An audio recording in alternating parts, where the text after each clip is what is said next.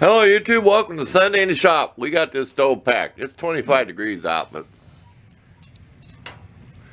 that big piece is something I had left over. I didn't know if that would fit or not. I kind of threw it out of the pile when I was stacking my wood, but it's packed.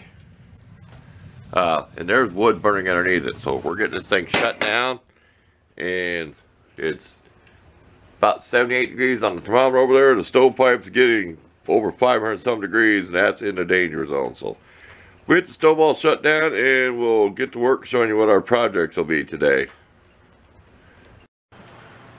Okay, here's one of our projects for the day. We stained this, let it set overnight. It's soaked in. Now this had oil on it too, this wood did, but I took some alcohol, cleaned it, let it dry, put some stain on it, let it set for a little bit, wiped it, and it seemed like it was soaking in. So I'm rubbing pretty hard here. We're going to clear coat this, then later on, at the end of the video, we'll bring you back when it's clear coated. So we'll give you a look at it right now. There you go. That's down any clear coat spray. We kind of want it waterproof because we're not probably going to use water on our stone since we use sandpaper stuff. We do have our frosted pine candle going. It smells good. You can leave the lid off this, you'll still smell it out here. Just to get a nice smell out here. We're not going to be cold today. We went through below 0 days again, 15 below and whatever. We got a chance of snow tomorrow. Today is Saturday. Got a chance of snow tomorrow, and I've got a load of wood coming, so we may be unloading wood in the snow, but we don't care. It's going to be over 25 degrees, so we'll just dress warm. We'll have our sweats on and probably our sweatshirt hoodie, you know, not super. We don't need a parka on, but okay, off to something else. We'll go spray this, where we're going to go do it. Weather door, we got a fan going, then we're going to set it up on our vise over there on the bench where it's a hot area and let it dry, because it's probably going to take more than one coat. We're going to put probably several coats on the top of it, so stay tuned. Here we go. We're on to getting this job done.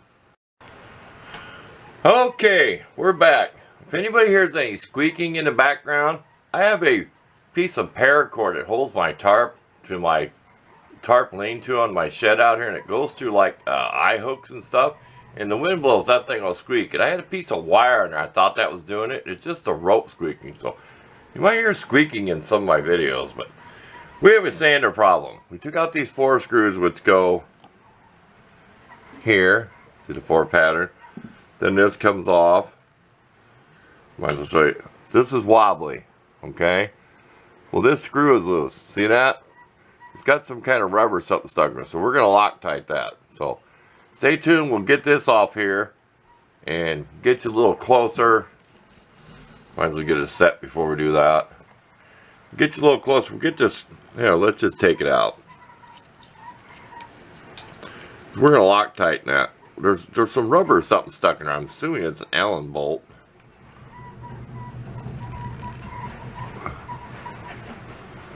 That's a bearing on the shaft. See the counterweight?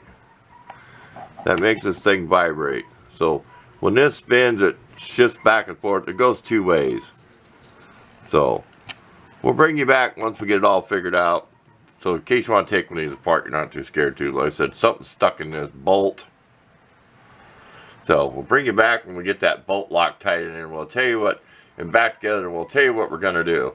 We're going to try to start using spray-on adhesive on here and put the self-stick pads, because the hook and loop's not working no more. Like, this thing just totally shot. And you'll put one on there, and it can, no matter what brand, I've used 2 brands, they'll go flying off on you. So it's probably going to get coated with glue. So I want to spray it. Try not to go through these holes and get it on the fan blade there, which cools it. So I think you know what I mean. We'll bring it back when we get this thing screwed, cleaned out, and Loctited in there. We're just going to use red Loctite. I think that's medium. Okay, might as well show you what we're doing. We took a Q-tip, put a bunch of acetone in there. Just nail polish. It's 100%. I bought another bottle that's only $1.50. Okay, now the screws hold the pad on had blue Loctite. This screw had 9. None. You can speak English. It's Sunday in the shop. You can goof up. I don't know what this was stuck in here. Chunks of rubber, metal, I don't know what it was. But I abused this thing. This is when I used to paint the house a few years ago. I just abused this tool. It should have burned up a long time ago. But we're going to put some red Loctite on there. There's the washer and the screw. This weight does not spin like you think. If I could wipe it off, I don't want to put nothing dirty on there. It goes on the shaft. The weight stays in one spot. You can do this. Weight stays in one spot and this spins. So this always spins free. What the weight does, it gives you kind of that shaky motion. Now I'm just guessing, I could be wrong. I'm not used to this stuff. I've never had one of these, never had one apart. So I'm assuming the weight makes the motor go off balance because the weight does not move in there. I stuck this on here and seen that it does not. See? Does not. It's pressed on there. Square hole, doesn't move. So we know we're correct. It just throws it off balance. So it's trying to shake the motor. So one of the bearings ain't shot in here. These feel alright. I knew something was wrong. I was going wild when I was trying to sand. This thing was all over the board. Stop it, you're making people dizzy. Okay, we'll bring it back and put it back together. Then it's off to the experiment. We're going to spray the glue on here and see if that will hold those sticky pads, because these already got sticky on the back. These are just from Menards. There's already sticky on the back. Got to peel the paper off. So, see, we're going to be spraying the pad. So, stay tuned. And Sunday I can take a little more time to do this. The thing is to find my correct Allen wrench, which I just got to get over to the toolbox drawer, and we'll be torquing that baby down tight. Stay tuned. Okay, we lied to you again. It is the blue. See the red bottle is the blue. Blue's medium, ain't it? Red's light, or green is light. You see green like in radio screws. I used to work on radio equipment. This dries in the absence of air. So there's always airspace in the bottle when the lid's on. So it does. And it was a number 4. We have both sets. Not to plug any product, but we bought these at Menards for like under $13 for metric and standard. I looked on the internet and they were probably double that price. And they are made in USA. I looked them up. So I got a steal of a deal with some kind of sale they had. So I never have to hunt for them. I used to have all kinds of assortments, them fold up ones. So we're covered. See, we moved up in the world a few years back when we started doing more precise machining type work. That's as tight as I get it without stripping it. I could have kept going. It did not stop tightening, but I was tightening it so hard with that little thing. I didn't want to snap nothing. So as tight as I dare go, we're trusting Loctite. Listen to that cheesy bearing. Well, we all know where it's made. Like I said, this spins. It has the weight. There's probably a gear in there, is why you can't really turn this. Could be a geared motor, I don't know what. We're going to let that cure. In the meantime, we're going to get our spray on here. We'll let it dry like a minute, and then we're going to stick the stick-on pad on here, and then we'll tell you if that's going to work, because we're tired of the hook and loop. They do not stay on, so hang in there. Before we use it, we're going to glue this on, and we're going to clean this up with some alcohol. I thought it was soap and water, but I'm just going to use some alcohol. Acetone is just too rough. It might melt something, but you can tell this thing is abused. So don't forget your metal ring that goes in here. Lay it up there so you know on the motor. You can't really peel this off here. I kind of looked at it. It's kind of made to it. You probably can buy one of these, but for this cheap a tool, it'd probably cost more than what it's worth to buy it. So we're going to clean it off. We're going to spray it with the I've been playing with this stuff. I've been playing with this stuff and spray it on the bottom of a pop can. Watch out, cured, real gooey, gluey. I don't have the can here no more. We'll spray some on something to kind of show you before the day is over. Kind of what it looks like as it dries. Hang in there. We'll get this done. Okay, plug your ears. This thing does run a lot better.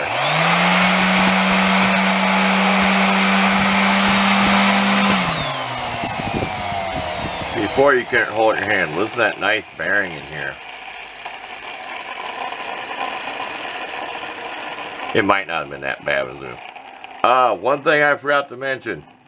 When you see me put that piece on there that this pad goes on, it has that weight. Make sure you pay attention because those fins are notched out different so that weight will fit in there. Don't put it on top of the fins. There's a little area where that weight fits in. I should have snapped a picture of it.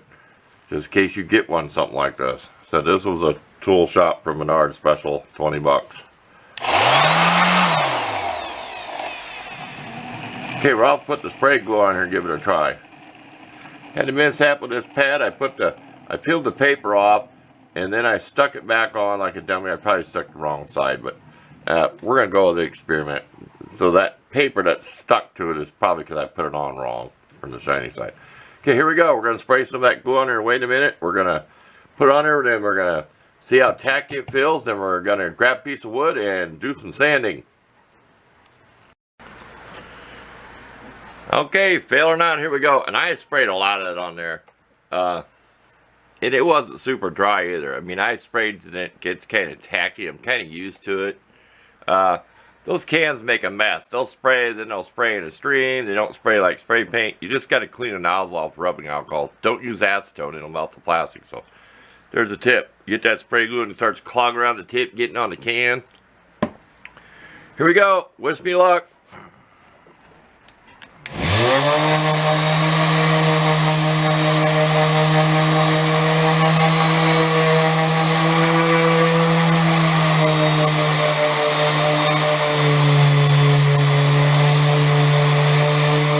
Bearing down. We shouldn't do that to the sander, but we did worse than that when we did the house.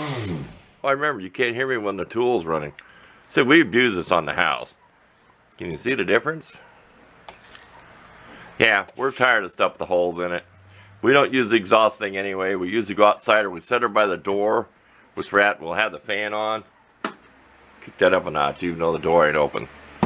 There you go. There's a fix. We're going to take a break. We'll think of something else to finish this video out with. We'll review what we filmed and correct any mistakes when we come back, because that's the way we edit. We just watch, take a break, watch what we filmed already. We make a mistake, we'll come back and correct ourselves.